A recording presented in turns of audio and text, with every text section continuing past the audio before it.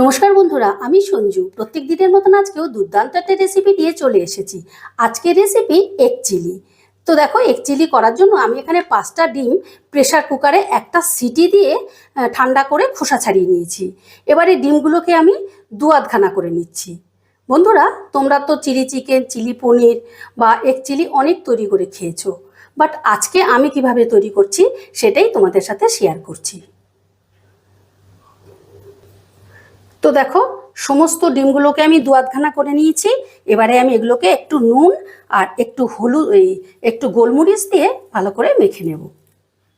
দিয়ে দিয়েছি অল্প একটু নুন, এবারে দিয়ে দিচ্ছি অল্প একটু গোলমরিচ।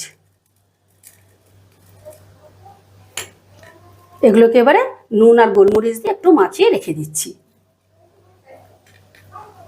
আচ্ছা, এইদিকে দেখো, একটা গাঢ় ব্যাটার তৈরি করার জন্য আমি একটা পাত্র নিয়ে নিয়েছি, আর তার মধ্যে দিয়ে দিচ্ছি 4 চামচ ময়দা,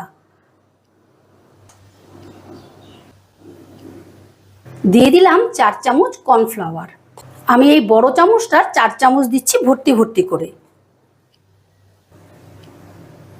এবারে দিয়ে দিচ্ছি অল্প একটু নুন, দিয়ে দিলাম 1 চামচ গোলমরিচ। এবারে শুকনো জিনিসটাকে আমি প্রথমে একটু মিশিয়ে নিচ্ছি, তারপর অল্প অল্প জল দিয়ে কিন্তু একটা গাঢ় ব্যাটার তৈরি করতে হবে। যদি পাতলা হয়ে যায় তাহলে কিন্তু রেসিপিটা করতে অসুবিধা হবে। প্রথমে জলের সঙ্গে একটু গুলে নিচ্ছি আমি। জলের সঙ্গে ময়দা আর কর্নফ্লাওয়ারটা ভালো করে মিশিয়ে নিয়ে এবারে দিয়ে দিচ্ছি আমি একটা ডিম। এবার ডিমটাও ব্যাটারের সঙ্গে বেশ ভালো করে মিশিয়ে নেব, যেন একটুকু দলা ভাব না থাকে। দেখো, এই রকম গাঢ় একটা ব্যাটার তৈরি করে নিয়েছি। এবারে আমি ডিমগুলোকে একে একে ব্যাটারের মধ্যে চুবিয়ে কোট করে নিচ্ছি। প্রথমে আমি 3টে ডিম দিলাম। আমি স্পুনের সাহায্যেই ডিমগুলোকে কোট করে নেব।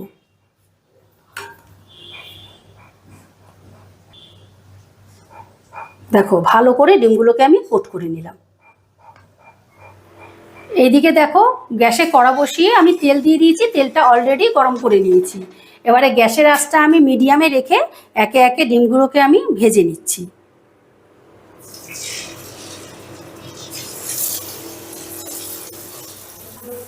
কুসুমের দিকটা প্রথমে নিচে দিতে হবে।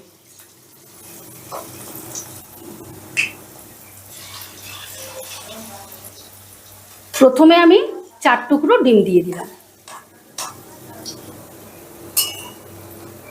এবারে আমি ডিমগুলোকে হালকা লাল লাল করে ভেজে নেব, মানে বেশি কড়া করে ভাজবো না, একটু লাল লাল করে ভেজে নেব।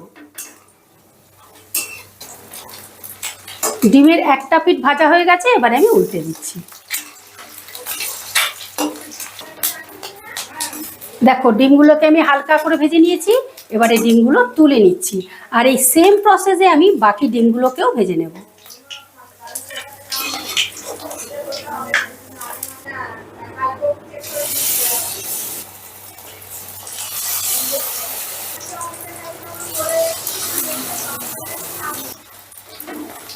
দেখো, সমস্ত ডিমগুলোকে আমি ভেজে নিয়েছি। এবারে একে একে তুলে নিচ্ছি। আচ্ছা, এখানে অনেকটা তেল আছে, এতটা তেল আমার রান্নায় লাগবে না, তা 2 হাতা তেল আমি তুলে রাখছি। আচ্ছা, এখানে আমি 2 থেকে 3 চামচের মতন তেল রেখেছি রান্নার জন্য। এবারে দিয়ে দিচ্ছি রসুন। এখানে গোটা একটা রসুনকে আমি ছাড়িয়ে নিয়েছি। এবারে রসুনটা একটু নাড়াচাড়া করে ভেজে নেব। রসুনটা নাড়াচাড়া করে নিয়ে দিয়ে দিচ্ছি আমি লঙ্কা কুচি। এখানে আমি 5-6টা লঙ্কাকে কুচিয়ে নিয়েছি। তবে ঝালটা তোমরা যেরকম খাবে সেরকম দিও, কারণ আমি গোলমরিচের পরিমাণটাও একটু বেশি দিয়েছি, যেহেতু আমরা ঝালটা খেতে একটু পছন্দ করি, আর এই রান্নাটা একটু ঝাল ঝাল হলেই ভালো লাগে, তাই আমি একটু লঙ্কার পরিমাণ বা গোলমরিচের পরিমাণটা বেশি দিয়েছি। লঙ্কাটাও একটু নাড়াচাড়া করে নিলাম। লঙ্কাটা নাড়াচাড়া করে নিয়ে দিয়ে দিচ্ছি পেঁয়াজ কুচি। এখানে মাঝারি সাইজের একটা পেঁয়াজকে ছোট ছোট করে কুচিয়ে নিয়েছি। এবার পেঁয়াজটাও হালকা করে একটু ভেজে নেব।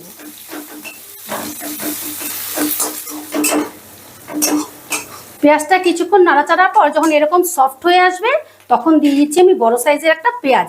এখানে এরকম একটা পেঁয়াজকে, মানে বড় সাইজের একটা পেঁয়াজকে এরকম কিউব করে কেটে নিয়েছি। গ্যাসের আঁচটা কিন্তু হাইতে রেখেই আমি রান্নাটা করছি।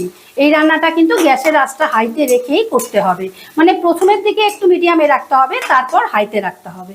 পেঁয়াজটা একটু নাড়াচাড়া করে আমি দিয়ে দিচ্ছি ক্যাপসিকাম। এখানে আমি ক্যাপসিকামটা একটা বড় সাইজের ক্যাপসিকাম একই প্রসেসে কেটে নিয়েছি। ক্যাপসিকাম আর পেঁয়াজটাকে একটু নাড়াচাড়া করে নিয়ে দিয়ে দিচ্ছি আমি টমেটো। এখানে আমি মাঝারি সাইজের দুটো টমেটোকেও একই প্রসেসে কেটে নিয়েছি। এবার গ্যাসের আঁচটা হাইতে রেখে এই সমস্তটা আমি একটু ভাজা ভাজা করে নেব, তবে অতিরিক্ত ভাজবো না, যাতে ক্রাঞ্চি ভাবটা নষ্ট না হয়। নরম হয়ে গেলে কিন্তু খাবার সময় একদমই ভালো লাগবে না।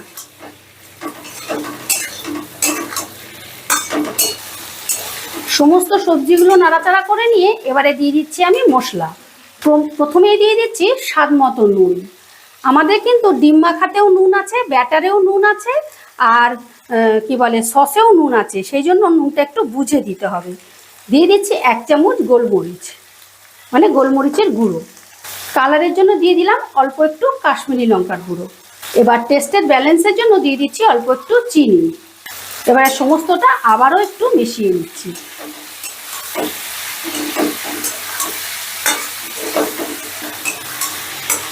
মশলাটা বেশ ভালো মতো মিশিয়ে নিয়ে দিয়ে দিচ্ছি সস। আমি এই বড় বাটিটার, মানে মাঝারি বাটিটার 1 বাটি টমেটো সস দিলাম। দিয়ে দিলাম হাফ বাটি চিলি সস। দিয়ে দিচ্ছি 2 চামচের মতন সয়া সস। এবারে সমস্তটা আবারও আমি একটু ভালো করে মিশিয়ে দিচ্ছি।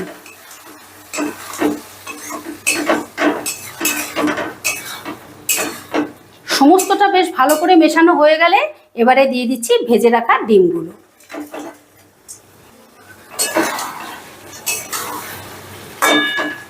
এবার ডিমগুলো সসের সঙ্গে বেশ ভালো করে মিশিয়ে দিচ্ছি। ডিমগুলো বেশ ভালো মতো মেশানো হয়ে গেলে এবারে দিয়ে দিচ্ছি আমি জল। এখানে আমি ছোট গ্লাসটার 1 গ্লাস জল দিলাম। বন্ধুরা, তোমরা যদি ড্রাইভাবে খেতে চাও সেই ক্ষেত্রে জল দেবে না, আর যদি গ্রেভিটা বেশি রাখতে চাও তাহলে একটু বেশি জল দেবে, আর যদি আমার মতন এরকম রসা রসা খেতে চাও সেই ক্ষেত্রে ছোট গ্লাসের 1 গ্লাস জল দেবে, মানে অল্প করে জল দেবে। এবার জলটা একটু ভালো করে মিশিয়ে নিয়ে আমি 2 মিনিটের মতন ফুটিয়ে নেব।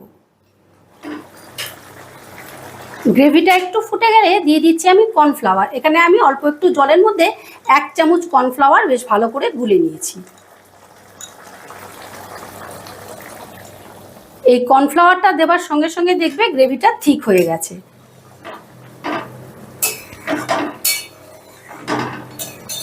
বন্ধুরা, তোমরা এইভাবে, এই প্রসেসে আমি যেভাবে তৈরি করলাম এইভাবে একবার হলেও রেসিপিটা তৈরি করে খেও। আমি তোমাদের গ্যারেন্টি দিচ্ছি একদিন তৈরি করে খেলে জীবনে ভুলতে পারবে না। আচ্ছা, গ্রেভিটা একদম রেডি আমার। এবারে আমি গ্যাসটা অফ করে দিচ্ছি। দেখো, আমি এই রকম গাঢ় রেখেছি, এই রকম রসা রসা রেখেছি। এই দেখো, ঠিক আছে। এবারে তোমাদেরকে আমি পরিবেশন করে দেখাচ্ছি। আশা করি রেসিপিটা তোমাদের ভালো লেগেছে, আর ভালো লাগলে অবশ্যই একটা কমেন্ট করে জানিও, আর আমার চ্যানেলটা সাবস্ক্রাইব করতে ভুলো না যেন। আবার দেখা হচ্ছে নতুন কোনো ভিডিওতে। ঠিক আছে, টাটা।